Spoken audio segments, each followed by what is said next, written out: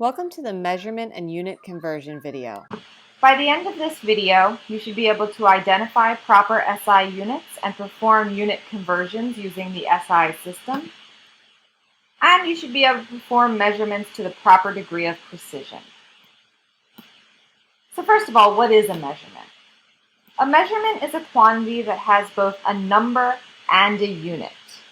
It's the unit that makes a measurement a measurement. So for example, if I say something weighs 125 grams, grams is your unit. That's what makes it a measurement.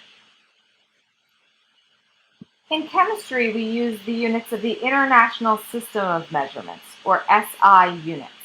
It's abbreviated SI because it stands for Système International, which is French for International System. So what are the SI units that we'll be using? We'll be measuring mass in grams, which is abbreviated with a lowercase g. Just a side note about mass. Mass is different from weight, as you might remember from physics. Weight is the force, it takes the force of gravity into account, whereas mass does not. Mass is just the amount of matter an object contains. So if you take the same object to Mars and Jupiter and the Moon and Earth, it will have the same mass, but it will have a different weight because the pull of gravity is different in each of those places. For our purposes, these are essentially interchangeable, but it is important to realize that technically they are not the same thing.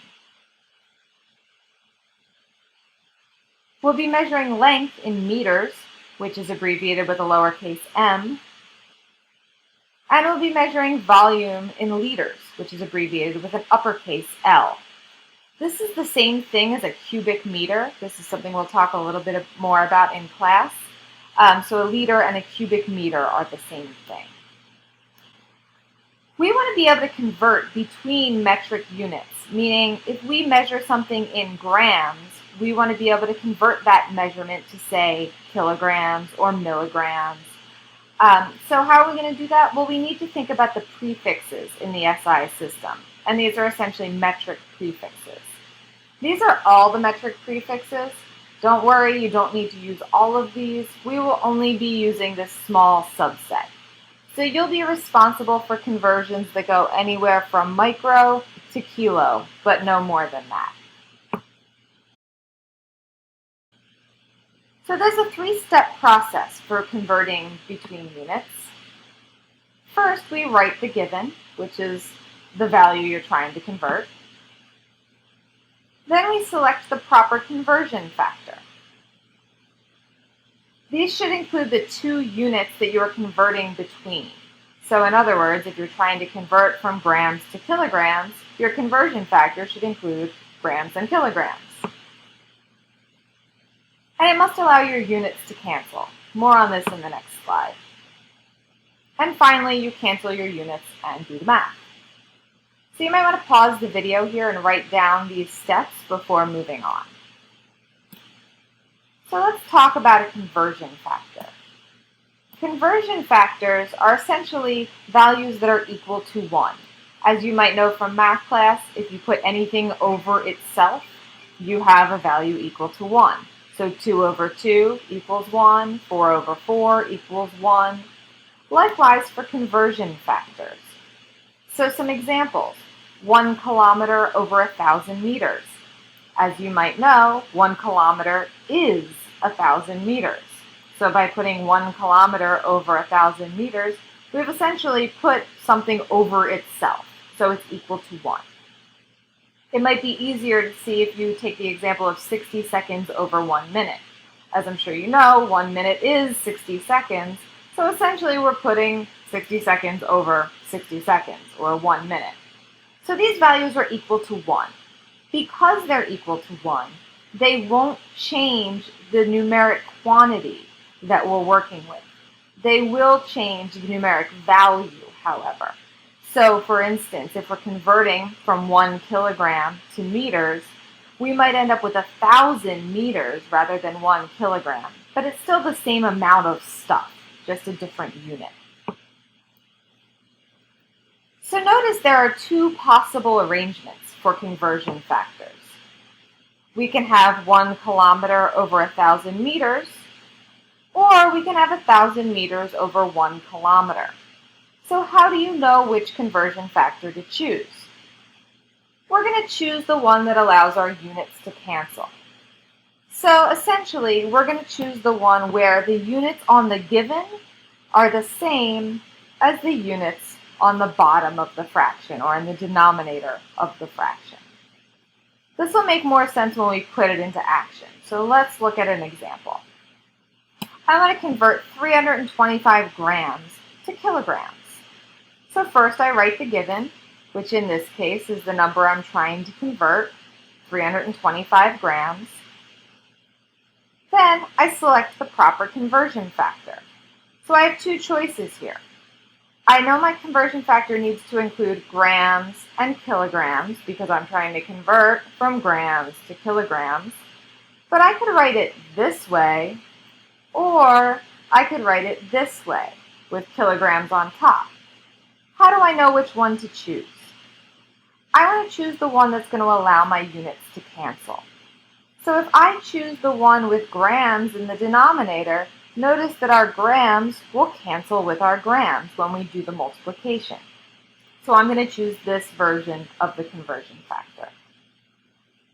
Then I'm going to cancel my units and solve.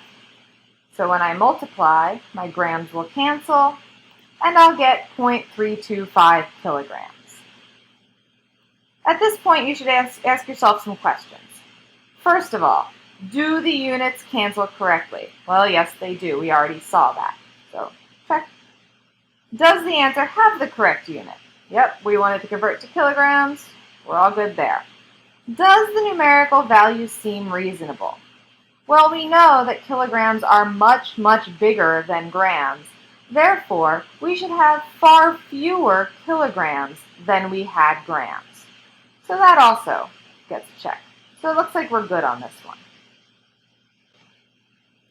We'll have many more opportunities to practice unit conversions in class. So for now, I want to move on to temperature units. We'll talk way more about temperature in the coming weeks, but just to start out with, the SI unit for temperature is Kelvin, which is abbreviated with a capital K. We'll also often use Celsius. As we don't have any thermometers that measure Kelvin, we'll always be measuring in Celsius and converting to Kelvin. So Celsius isn't an SI unit, but it's a very convenient unit for our purposes. The conversion is very simple here. Since the Kelvin scale and the Celsius scale are not a proportional scale, you simply need to add 273 to your Celsius temperature to get the Kelvin temperature. Now let's move on to the second and final objective in this video, how to make proper measurements in chemistry. We're going to start with measurements of length. With any measurement, it's crucial that we estimate the final digit of the measurement. So for instance, if we're measuring the length of this black bar here, we know for sure that our measurement's going to be 1.123456789. But notice it kind of falls between the 9 and the 10, or the 9 and the 2 for the next centimeter. So I'm going to estimate that final digit as a 5, giving us a length of 1.95 centimeters, 5 being our estimated digit. Notice I also included a unit, no naked numbers in chemistry. All numbers must be wearing their units. If the bar had fallen right on the line, like in this case, we actually can include a 0 at the end of the measurement. This tells us that we know for sure that the measurement is, in this case, 3.123, and the next digit we can say is actually a 0. We're saying that it's right on that line there. So our length measurement is 3.30 centimeters. Again, 0 is our estimated digit, and we include a unit. When measuring volume, there's a couple things to keep in mind. First, we always want to use a graduated cylinder. Do not use a beaker, do not use a flask, or you will suffer my wrath. We'll talk about this in class and actually look at this glassware, so don't worry. You want to read from the bottom of the meniscus. So what's the meniscus? Well, If you've ever poured liquid into a narrow tube, you might notice that the liquid starts to crawl up the sides and make this kind of curved shape. That's the meniscus. You want to read from the bottom of the meniscus. That's how you're going to get an accurate measurement. And just like our measurements before, you want to estimate your final digit. So for instance, let's take this measurement. We know it's going to start with a 3. So it's going to be 30, 1, 2, 3, 4, 5, 6, 36. And we estimate our final digit. It's about halfway between the 6 and the 7. So I'm going to call that 36.5. So we get a volume of 36.5. 5 is our estimated digit, and milliliters is our unit. Again, if the measurement falls right on the line, we'll add a 0. In this case, we have 40, 1, 2, 3. And since it falls right on that line, our estimated digit is a 0. So we get 40.3, or 43.0, excuse me, milliliters. Milliliters is our unit. And finally, let's measure temperature. When measuring temperature, first of all, you never want to touch the bottom or the sides of the container with the thermometer. The bottom and the sides of the container usually has a different temperature than the contents of the container. This is especially true if the container is on a hot plate. If you touch the bottom of the container with the thermometer, you're really measuring the temperature of the hot plate, not the temperature of the contents of the container.